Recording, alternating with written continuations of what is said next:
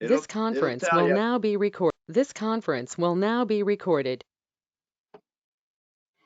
Okay. Okay, tonight I'm going to start the story of Charles Augustus Lindbergh. Actually, the first half will be Charles Lindbergh and Triumph. For a decade, Lindbergh was the most famous man in the world. And after you hear the story tonight, I think you'll understand at least a little bit better why that was true. However, his star has faded a bit as time passed. It had some very low points, came back up, and then went down again. Tonight, I'm only going to tell you about the high points. If you're really interested in the lower points, you have to come back for session 2. I started with a book called Lindbergh by a man named Scott Berg. He won the Pulitzer Prize for the book, and it was written in the last part of the 20th century. He was a fan of Lindbergh, but I would say that some authors tend to worship their subjects, some vilify them, and that either extreme makes the work seem unreliable. I thought that Lindbergh did a pretty good job. That Berg did a pretty good job of giving a balanced appraisal of what he knew of Lindbergh's life. He did not know everything about Lindbergh, and it came out quite a bit later that he was missing a few things. However, the challenge to do that's greater when the subject is such a bundle of contradictions. And that was the case with Charles Lindbergh. He was not what we think of as a normal man. At various times, he was a shy, introverted hero. Then later, he was an outspoken promoter of some forms of anti-Semitism and other forms of racism. He was called a fan of Adolf Hitler, and I think later on I'll explain where that came from. He was a rabid conservationist, especially as he got older. He was a family man. I should have put family in quotations, but I didn't. But he also was a man who wouldn't spend much time with his family. Lindbergh was on the move all of the time. And at the end, he had a bizarre secret that surfaced only after this book was written. Session 2 will tell you about that bizarre secret if you don't already know about it. This book is just a fascinating biography. I have to tell you, most biographies I have to slog through. I did not have to do that with this one. I'm going to start with his forebears because there's a lot of what happened to him that came from family history, if you will. Ola Månsson was his Swedish grandfather. In 1847, Ola was elected to the Swedish parliament. He represented in their government the farmer's estate. To put it mildly, he was a raving liberal in a very conservative country. While in this position, he began an affair and he started a second family. About that time, he was then accused of bribery and embezzlement, which apparently was a valid accusation. He decided to leave Sweden. He changed his name to August Lindbergh. He left his wife and their 7 children and moved to North America as August Lindbergh. He fled to the United States from Canada with his mistress and their illegitimate son, Carl, in 1859. Carl became Charles August Lindbergh. He was Charles Lindbergh, that is the subject of this talk's father. That family settled in Minnesota. So what you've got is a grandfather who led a double life. Charles August Lindbergh, his father, he was the oldest of 7 more children. His father did not marry his common law wife until 1885. By then, his father was grown. He had very little formal education, but he went to the University of Michigan and earned a law degree. He was soon elected a county attorney in Minnesota. He married a woman named Evangeline Lodge in 1901, and they gave birth to a son, Charles Augustus Lindbergh, in 1902, the subject of tonight's talk. Charles Lindbergh, the father, was elected to the United States Congress in 1907 as a representative from the state of Minnesota. He was an isolationist. He stridently opposed America's entry into World War I. He saw that as an opportunity for the rich to get richer and the poor to get poorer.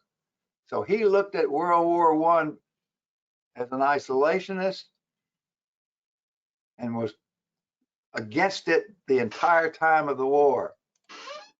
He also opposed the Federal Reserve Act for the same reason.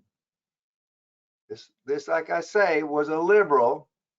He was opposed to rich people getting richer. His father separated from his mother, Evangeline, in 1918. So at the time, Charles was 16 years old when his parents separated. A little bit about him growing up, and his growing up life sounds like nothing I've ever heard of. He grew up on a farm in Little Falls, Minnesota. He attended more than a dozen different schools by the time he graduated from high school.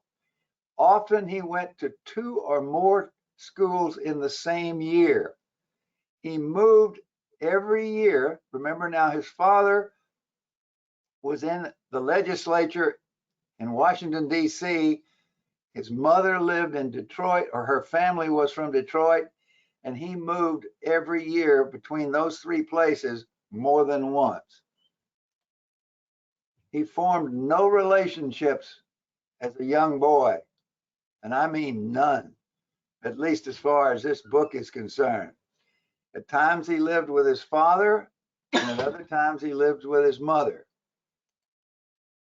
Often he would live in 3 different homes during a given year.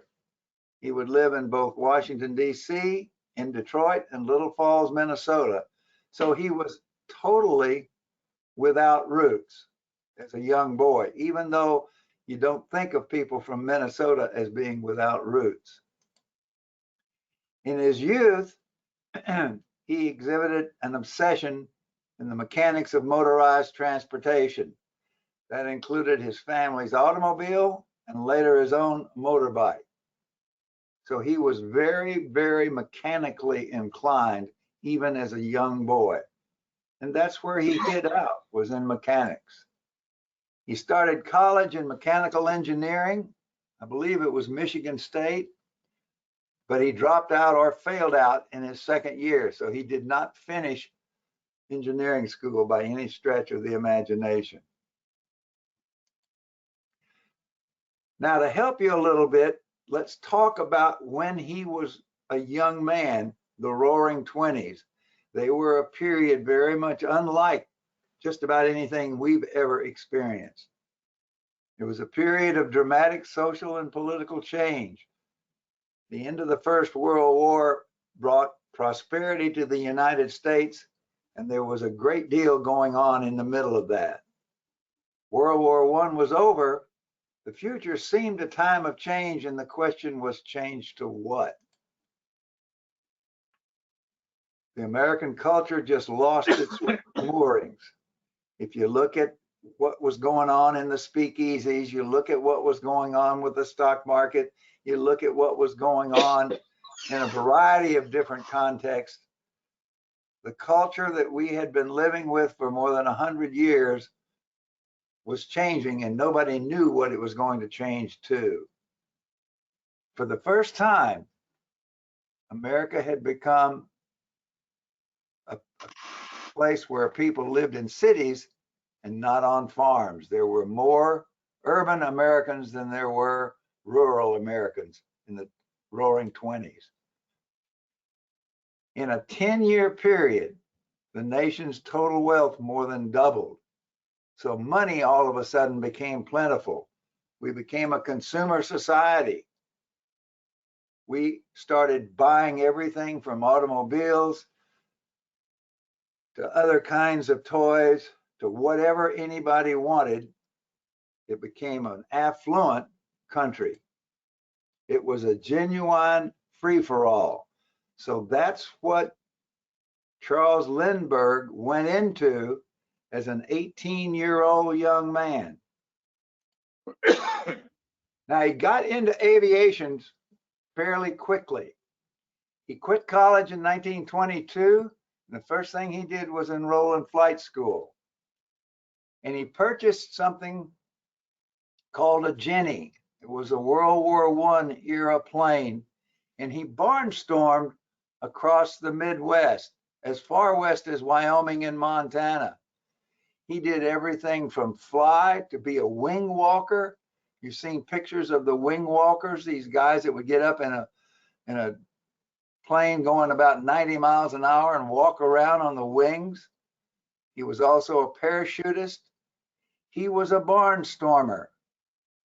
He moved from town to town, went to state fairs, went to county fairs, and that's how he was functioning in the early 20s. He joined the Army Air Service in 1924. He wanted to be a scout pilot. The Air Corps was very, very new at that point in time. But his father died while he was there, and he dropped out. In 1925, he returned to the Air Service, finally graduating first in his class, despite the fact that he had a mid-air collision with one of the other pilots. However, the Army didn't need pilots at that time. So he returned to civilian aviation, back to being a barnstormer, and now he was a flight instructor, teaching other people how to fly. To put it mildly, he was absolutely obsessed with flying. As a reserve officer, he continued to do part-time military flying. And the next thing that he did was he started flying the U.S. mail. He was 24 years old, and he was the chief pilot of a group called the Robertson Aircraft Corporation. While he was doing that, and at that time, being an air mail pilot was dangerous. A lot of these pilots were killed in crashes. These planes were not highly reliable, but he turned his attention to flying across the Atlantic. And I'm going to explain to you what that was about. Have you ever heard of the Ortig Prize? It is a prize that was actually established in 1919 by a man named Ortig. He offered $25,000 reward, which is in current money $375,000, to the first Allied being non-German, to fly nonstop from New York City to Paris or vice versa. The original prize was established in 1919. I'm going to talk a little bit about this spreadsheet, but let me go through the other part first. By 1925, no one had accomplished that. Now remember, New York City to Paris was the criteria. So it was renewed in 1925. The ocean had been crossed in 1919 by two English aviators. They flew from Newfoundland to Ireland. They flew in a modified twin-engine World War I bomber. That was 1,960 miles. That is quite a bit short of what Lindbergh wound up doing. But if you look at the spreadsheet, you'll see what was going on in 1926 and 27. Everybody was trying to win the Ortig Prize. There were several different things that happened in 1927, and 27 was the year that Lindbergh went. The three most significant ones, Admiral Byrd and some others in a Fokker monoplane was trying in a 3-engine plane to fly the Atlantic. In its pre-flight, it was damaged on landing, and I mean landing is a loose term. The aircraft was badly damaged. All of the crew members were injured. That happened in April. Later in April, 2 more pilots crashed shortly after takeoff in a 3-engine American Wright Whirlwind airplane, and they died in that. Less than a month later, 2 Frenchmen who took off in a different single-engine plane called the Lorraine disappeared en route, and they were presumed dead. So by the time Lindbergh took off in May of 27, there had been a number of significant failures in crossing the Atlantic to win the Ortig Prize. Now I want to talk about the plane that he flew. He developed a set of specs while he was an air male pilot. There was no such plane readily available to meet those specs. He needed one. He assembled financial backers, first of all, a group from St. Louis, business and flying people. They accumulated $25,000 with which they were going to put together this effort to fly the Atlantic. In that $25,000 was $2,000 of Lindbergh's own money. First plane they looked at was something called a Wright-Bellanca pacemaker. They had a plane that Lindbergh thought would make it, but they wanted too much money for it. They wanted more money for the plane than his backers had put together. The next plane that they looked at was a plane from a Columbia Aircraft Corporation. They were ready to agree, but they would select the crew, and he was not going to be in the crew, so he did not choose them. Fokker already had a contestant in the race for the prize, so Fokker fell out. He then started interviewing a company called the Ryanair Company, and they chose to design and work with him, modifying one of their existing planes for $10,600. It was a fabric over metal and tube frame airplane, but it was not the plane that they were accustomed to building. So he wanted, and if you look at the bottom picture, you can see some of the differences between the plane that they designed for him and the plane that they had on the drawing boards. They had built the Ryan M2. It was more or less a production model. There weren't a lot of them around, but it was in operation.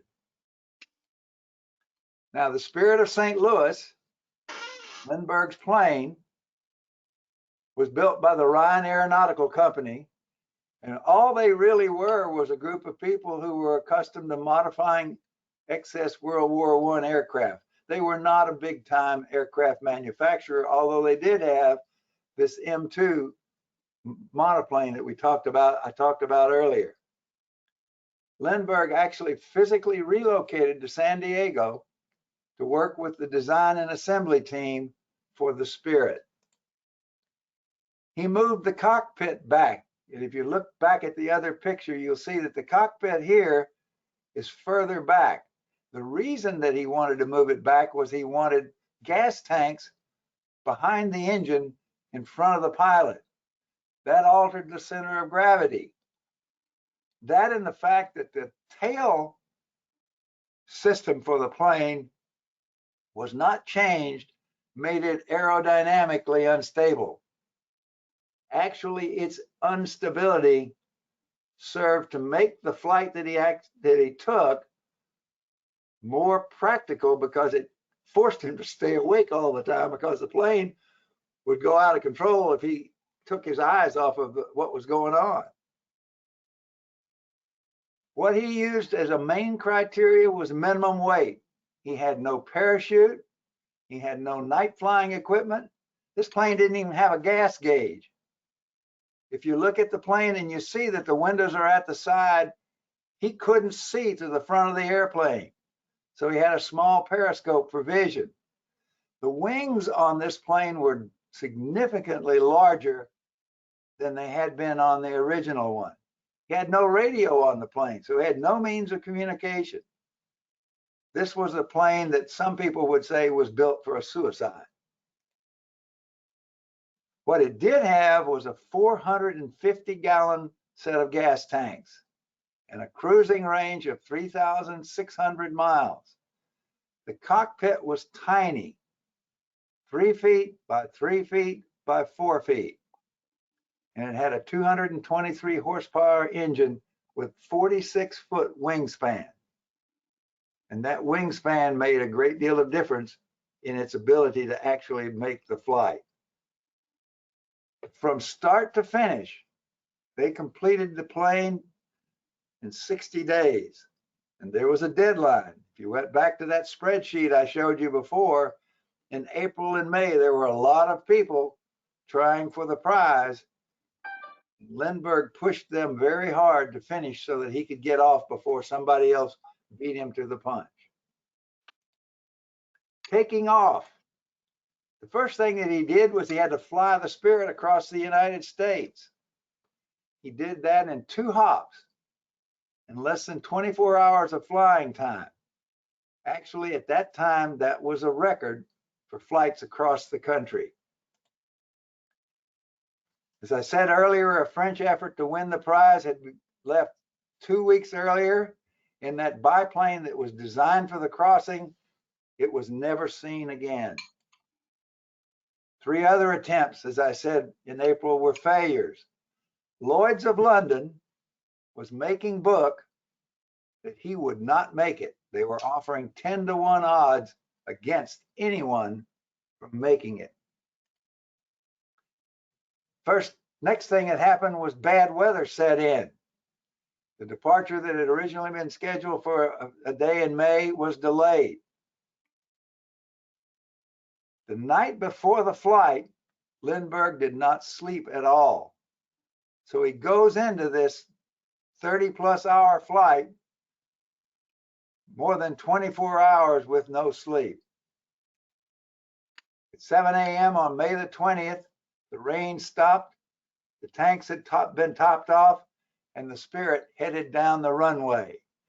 Now remember this, as this plane is heading down the runway, he cannot see to his front. And so what he had was along the runway, he had positioned small lighted smoke pots telling him where he was in the runway and when he had to start lifting off of the ground. He had set up, if you didn't have liftoff before a certain point, abort. He passed that point still on the ground. However, it did take off and it cleared a telephone wire down here in the front of him by 20 feet. By the way, that was a wire he couldn't see. The flight itself, and I'm going to go fairly quickly through the flight. The book spends a fair amount of time talking about what Lindbergh's experience was like. His navigation, here he is going across the Atlantic Ocean from New York to Paris, consisted of plotted charts, a compass, and a clock. That's all he had. He had no way of knowing where he was at any point in time other than calculations based on how long he had been flying, what was the distance that he thought that meant. Every 15 minutes, and this is another thing that helped him stay awake, he actually would rebalance the fuel tanks So what he was trying to do was to keep from emptying any one of the fuel tanks. He had little petcocks up in front of him, take a certain amount of fuel out of tank number 1, switch to tank number 2, switch to tank number 3. He did that every 15 minutes for 34 hours. He also kept a journal. When he passed Nova Scotia, here, he was only 6 miles off of his plotted course. And I'm saying plotted course because that's all he had. His biggest challenge, though, was staying awake. Staying on course was less important. He left the windows open in his plane so that both cold air and rain would keep him alert. And like I say, I could drag this on a long time. 34 hours by yourself going across the Atlantic Ocean, something nobody had done, is just totally out of my ability to comprehend. What he would do is periodically change altitude. He would go down to as low as 10 feet off of the deck, and he would go up to as high as 10,000 feet at times. He had no way of knowing how winds were affecting what was going on with it. He encountered storms. At one time, he even had ice building up on his wings. Late in the flight, he had a period of hallucination. But after 33 hours, with 3 gallons of fuel remaining out of 450 gallons that he left with, he found Paris. He landed at Le Bourget in Paris. The first problem that he had was he couldn't find the airfield. And the reason he couldn't find the airfield was because there were so many automobiles at the airfield, they obscured the field's lighting. He thought he knew where it was. He actually circled Paris for about 5 minutes looking for the airfield because he couldn't believe that what he was looking at was the airfield. He touched down at 10:24 p.m. and the mob scene of 150,000 people surrounded his plane. He had to be saved from the crowd by subterfuge. Now, this is a guy who's now been awake for roughly 60 hours, most of it in the air. They got him into a hangar, and then they spirited him away. But his concern was his plane, and pieces of the plane were actually vandalized for souvenirs, but there was no serious damage done to the plane. They just wanted a piece of fabric, something to say, I saw Lindbergh land. The U.S. ambassador was there at the airport, took him away safely, took him back to the ambassador's house for food and rest. And the circus was just beginning. The mob circus was just beginning. He was probably the most adored person in the world almost immediately. The response in Paris was immediate and beyond imagination. The people just went crazy. And why they did that, I guess you had to be living in 1927 and had all of the other things that were going on. They picked this up as something to focus on. He was instantaneously the most famous man in the world, and he stayed that way for quite a while. In short order, his feat was mythologized, and I'm going to tell you a little bit about how he contributed to that. He had personal audiences with kings, with prime ministers, with presidents. Even the Pope congratulated him. He was just the biggest story that had come down since the end of the First World War. He had the largest ticker tape parade in the history of New York City. And his demeanor fed the fire. He was shy, he was unassuming, he was not, look at me, I'm a hero. He was a very, very withdrawing kind of man. And that really fed the fire. Here is this shy young man who just did something that people cannot quite grasp. He then toured the world as its newly fabled hero. What happened next is kind of interesting. They wanted him to write, or they wanted to write for him, an autobiography that was the story of the flying, of the feat that he had just performed. So someone ghost wrote a preliminary biography. He did not care for it one bit. He said, "This isn't me. This is a piece of trash." And so what he decided to do was write it himself. He set himself the task of writing this autobiography, and his goal was 10,000 words a day. And just try to imagine what writing 10,000 words a day is like. Talk about focus. It was completed and published 57 days after his flight. It's the story of him and his airplane. However, in this particular book, it was fairly brief about the flight. I don't know why he chose to make this part of it as brief as he did, but it was not an elaborate discussion about his flight. It was the story of his life and the transatlantic flight, but he also used it to start propagandizing his views on the future of aviation. Lindbergh had a larger objective than just accomplishing what he accomplished. He wanted to sponsor the development of aviation in the world. That book sold 650,000 copies in its first year. It earned him more than $4 million in today's money. So at this age, he was now a rich man, and this happened instantaneously. Somebody else paid for the airplane. I mean, he was getting money from anybody who had any interest in helping him. He was a rich man. Then he flew himself on a book tour, an 82-city book tour. It was funded by the Guggenheim Foundation, and it was funded to encourage aviation research and development. This is what that book tour looked like. I want you to pay a little bit of attention to what he was doing.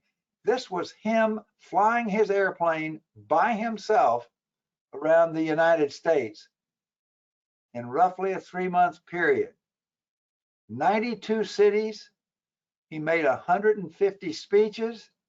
He went on 1,290 miles of parades. He flew 260 hours, 22,000 miles in those 3 months. You might be interested if you see the difference between there's red cities and then there are some cities that are black. Look at this city right here. He came to Chattanooga, but he did not. My understanding is the red cities were where he made speeches and had parades. So there was no parade in Chattanooga, but he came from Memphis to Chattanooga down to Birmingham, yada, yada, yada. This was his book tour. This was his sponsoring the future of aviation in this country. And he did all that by himself. He let 2 other people fly the Spirit, each for about 10 minutes in this trip. The rest of it he did solo. Now later he wrote another book called The Spirit of St. Louis. He wrote this during the 50s. It was a rewritten story of the flight, and it was a lot more detailed about the flight itself. I have not read this book. I'm not sure how readily available it is. It was a much more detailed description of his flight. He was much more careful about writing this book. Remember, he wrote the first book in 50 days. This book he spent more than 10 years getting just right. Much of it was actually rewritten and edited by his wife, Anne, and I'm going to talk a little bit about her in this session. He was given a 15% royalty on this book. It was serialized in the Saturday Evening Post. All of the money from this book he placed in trust for his children to be. And by the 50s, he had a pretty good sized family. It was then made into the movie. I don't know how many of you saw the movie, The Spirit of St. Louis with Jimmy Stewart, but that came from this book. It was awarded the Pulitzer Prize in 1954. Strangely, he gave his wife no credit for her assistance in producing this book. What happens next is he starts a tour of Central and South America. He's still flying the Spirit now, to Mexico on a Goodwill Tour. This one is sponsored by the American government. At that time, in these places, there were no airports. He was landing in polo fields. So what he was doing was sponsoring the future of flight. In Mexico City, he met the ambassador to Mexico, whose name was Dwight Morrow, and he met his family there. He spent a lot of time with the Morrows. That's where he met Anne Morrow. He then flew to Guatemala, Honduras, Nicaragua, Costa Rica, and you can read the rest. So he was going to these countries, coming in on a Goodwill tour in places that had not ever seen an airplane. On the way home, he stopped in the Virgin Islands in Puerto Rico, Haiti, and Cuba. He returned to St. Louis on February the 13th. All of this took place in 10 months since his flight. The main purpose of the trip was to publicize the benefits and future of flight. This was his next objective. Meanwhile, he had been awarded the Distinguished Flying Cross for the flight itself, immediately following the flight. At that time, he was a captain in the U.S. Army Reserves. However, in March of 28, Coolidge bestowed on him the Congressional Medal of Honor. It had been voted by a special act of Congress in recognition of his transatlantic flight. By then, he was a full-bird colonel in the reserves.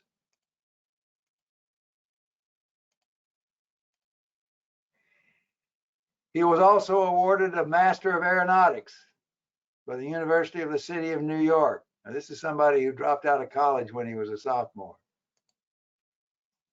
Next thing he did was he started to rid himself of his possessions. He had had enough of fame and notoriety. A year of this was really wearing on him as a person. Later in his life, he acknowledged that perhaps the flight was the greatest thing in his life. It was also the worst thing in his life. So what he did next was he loaned all of his trophies and awards to the Missouri Historical Society, which is located on the western part of St. Louis. They still have a collection of 1,900 objects, including 2 full-size airplanes. It includes works of art, painting, pottery, weaponry, tools, trophies, other awards, and the reproduction of the Spirit of St. Louis that was used in the Jimmy Stewart film. He subsequently donated the Spirit of St. Louis itself to the Smithsonian. It's now out at Dulles at the Museum of Flight, Science, and Industry. I forget the name of it. Now I want to digress a little bit because the next person that he met was Henry Ford. But I want to talk to you about the Ford Airplane Company first. Like other automobile companies, Ford entered the aviation business during World War I. What they did during World War I was they built engines.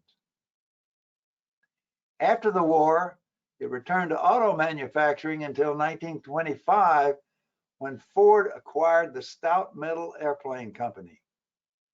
Their most successful airplane was the Ford Trimotor, often called the Tin Goose.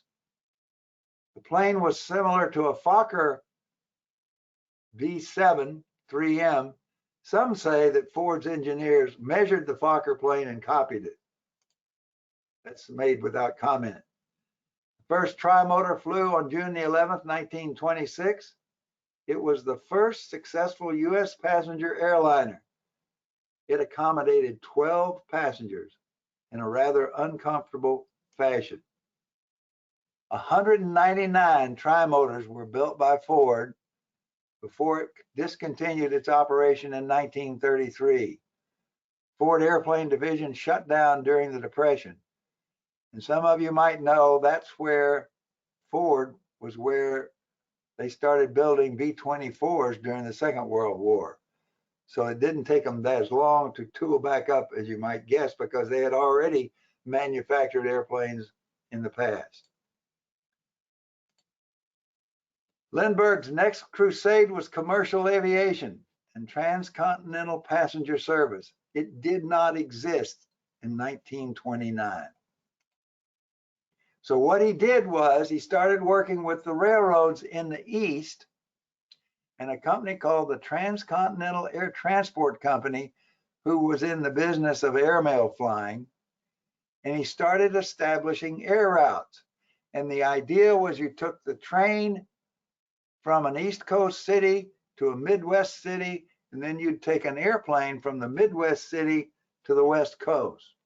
That was the route that he started designing with the people from the Air Transport Company and the railroads. This consortium ordered 10 of those Ford monoplanes. And that's where he began his relationship with Henry Ford. And I'm not going to talk any more about him and Henry Ford in this program, but he and Ford had a relationship that affected his reputation later on, as it affected Ford's. Airfields were developed. There weren't any airfields. They had to establish weather stations. 1929, with Lindbergh pretty much at the center of this activity, commercial air service began in the United States. He became a technical advisor to Pan American Airways. So he was now actively involved in the development of aviation on a commercial basis. So what does he do? He decides, I've had enough. I'm moving on, and I'm moving on to other things. But he retained these connections for a long period of time. He did not completely get out, but he got out of the middle of the active work of commercial aviation. Now, Anne Morrow, this is the woman that he married. She'd been born in 1906. She was a very shy and a very self-conscious, and I would say pretty attractive young lady. He met her on that Mexico trip that I talked about, but he was more interested in her sister, who was older than Anne, than he was in her. However, her diary reflected her obsession with him, but in a self-deprecating way. It was almost like, he'll never pay any attention to me because I'm the ugly duckling, young sister, and all the rest of that. But she was obsessed with him immediately. On early dates, he took her flying, and the die was cast. She was hooked on flying too, and a lot of his flying, she participated with him. She was a 1928 graduate of Smith College and a writer. Anne Morrow, as a writer, has produced a number of very, very significant works on her own merit. She is very well thought of in literary circles. After 4 dates, Lindbergh asked her for her hand in marriage. And so you can see that this is a man who, A, wasn't accustomed to women, period, and B, knew what he wanted. Marriage. With his schedule and his fame, they remained apart for much of the next 3 months. They didn't see much of each other. On one date flight, their plane landing gear malfunctioned and he crash landed. And that's not exactly the way I would think you would want to impress your sweetheart. They were married in a private ceremony in May of 1929 at the home of her parents in New Jersey. All of this took place in one single year since the flight. Their honeymoon, which people thought was going to be a flying trip, was a secret boat trip. They went up into New England, out into the coast of Long Island Sound. But once the paparazzi found them, once they were discovered, they had no privacy whatsoever. We think of the paparazzi as a fairly recent development. 100 years ago, it was alive and well as far as Lindbergh was concerned. That same year, she flew solo for the first time. In 1930, she became the first American woman to earn a first-class glider pilot's license. Another digression, but this is kind of an interesting one. I don't know how much you know about Robert Goddard. His early efforts with rocketry had begun before the start of World War I, and they were definitely under the radar. Very few people knew about what Goddard was doing. It was not well funded. To a lot of people, I guess he was a crank.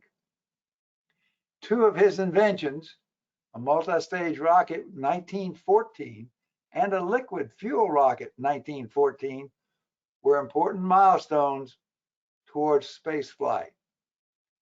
Lindbergh didn't learn about Goddard until 1929, but he was immediately interested in his experiments. And they met soon after in Goddard's office at Clark University. It was an important meeting. Goddard by then was 52 years old and a total unknown as far as someone like Lindbergh would have been concerned. Goddard discussed his work with Lindbergh. They formed an alliance that would last for the rest of his life. So then what happened was, remember the Guggenheim Foundation funded Lindbergh's flight around the United States? He went back to the Guggenheim Foundation and he facilitated a grant for 4 years of Goddard's experiments. And then he personally joined the panel that oversaw Goddard's work in the early 30s. So he had a great deal to do with the evolution of the space race at a very early stage.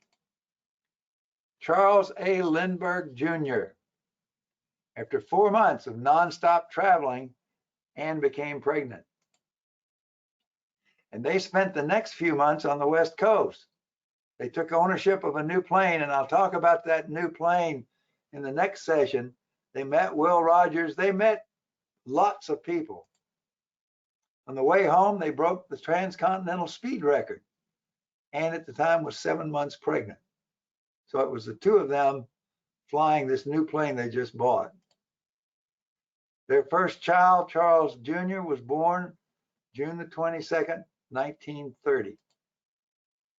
Within a day, every newspaper in the world had a copy of his picture taken by Lindbergh.